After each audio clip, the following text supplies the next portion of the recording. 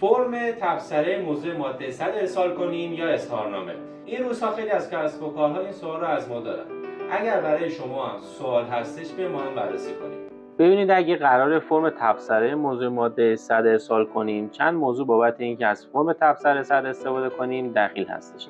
اولین موضوع اسناد مدارک کافی نداریم، یعنی ما اسناد مدارک کافی برای ارائه به اداره مالیاتی نداریم که از قبیل هزینه ها، اسناد خرید و فروش، اسناد حقوق و دستمزد و امثال این نداریم که ما ارائه کنیم به اداره امور مالیاتی. بهتر از تبصره موضوع ماده 100 استفاده کنیم.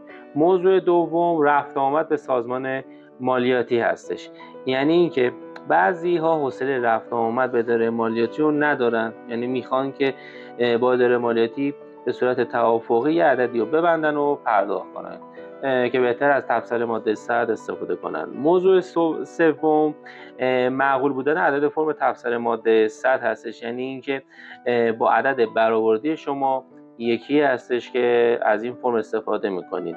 بعضی مواقع امکان داره که بیشتر از عدد برآورده شما باشه. باز بنا به تجربه خود من اگر 20 الی 30% بیشتر از مبلغ برآورده شما بود، باز هم از فرم تبصره 100 استفاده کنید.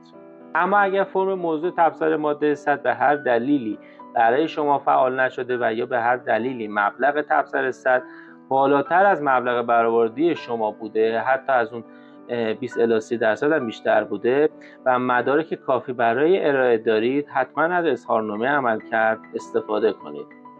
و اگر هزینه‌های قابل قبولی همچون هزینه‌های درمانی یا خسارتی دارید که برای شما اتفاق افتاده، حتما از فرم تبصره ماده 100 استفاده نکنید و اظهارنامه خودتون رو ارسال کنید.